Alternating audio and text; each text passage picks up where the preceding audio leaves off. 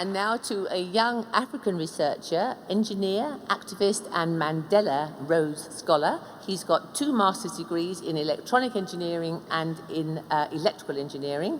He was of the top engineering graduates in South Africa in both 2010 and 2011, and named one of the top 100 brightest minds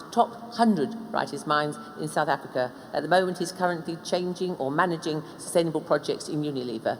Now I'm going to have to put my glasses on and a bit defeat because he's given me a quote and I want to just read an extract from it because it quite moved me. It's from someone I haven't heard of. It's from Bessie Anderson Stanley, who says, "To succeed, you need to laugh often and love much.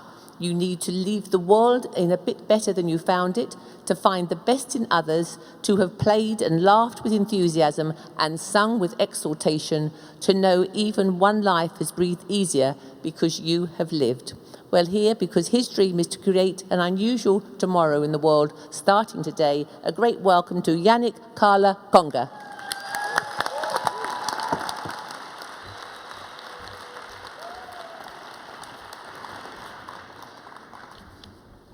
Good afternoon, everyone, and thank you for the introduction, Carole. We are in the 21st century, the time of the Web 2.0 and ubiquitous connectivity, right? But then there are parts of the world in which people still rely on burning wood to make meals. You see, people in those parts of the world have heard of electricity. The lucky ones have seen it during their rail travels to the city.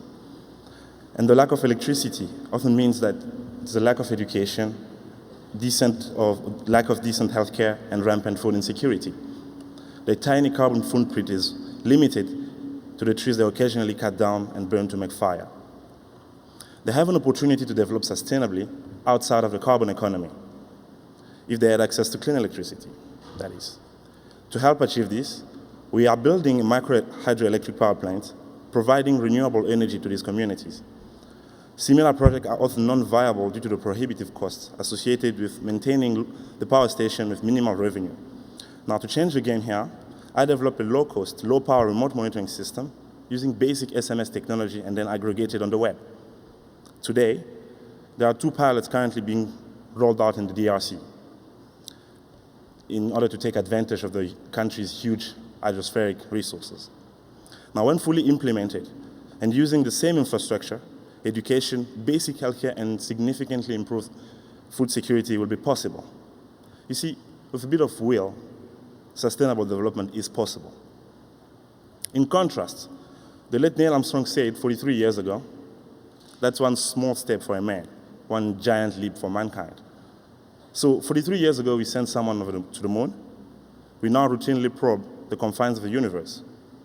Yet, we are unable to make some difficult choices in order to have a livable planet. I really find that hard to believe. We've got the science and technology to change our relationship with the carbon economy. Now, putting things into perspective, the processing power used to run the remote monitoring system I just mentioned is greater than the one NASA used in Apollo 11. However, it's worth noting that some corporations have realized that time is running out and are honestly trying their best to decouple their operations from environmental impact. Some government and civil society organizations are trying just as hard. Because we, as mankind, are in this together, we need synergy between the efforts of government, business, and civil society. The Web 2.0 makes it possible to pull off an epic collaborative effort in order to steer clear of the development that kills our common future. Unfortunately, what's currently being done is clearly not enough. The problem is no longer that we're ignoring the problem. The problem is no longer that we're ignoring that we have a problem, but rather the fact that we know the extent of the problem, but we're not even coming close to resolving it. We are actually worsening the situation. You see, when you take subsidies for fossil fuels, this year alone, the subsidies for fossil fuel will be more than $775 billion US. As Parker mentioned earlier, that's more than 10 times the subsidies for renewables. You see, we do this while we know that eliminating fossil fuel subsidies get us halfway to the CO2 emission cuts needed to limit global warming to 2 degrees. You see, one might argue that subsidies reduce the cost of energy for the poorest. But it has been shown that 80% of the subsidies actually benefit the richest 20% of the population in most countries. In Indonesia, for instance, the government spends more money on fossil fuel subsidies than on grants for the poorest. Now, every dollar spent on these subsidies stifles our effort to get out of the carbon-intensive economy. We can make clean and cheap energy, enabling access for the poor.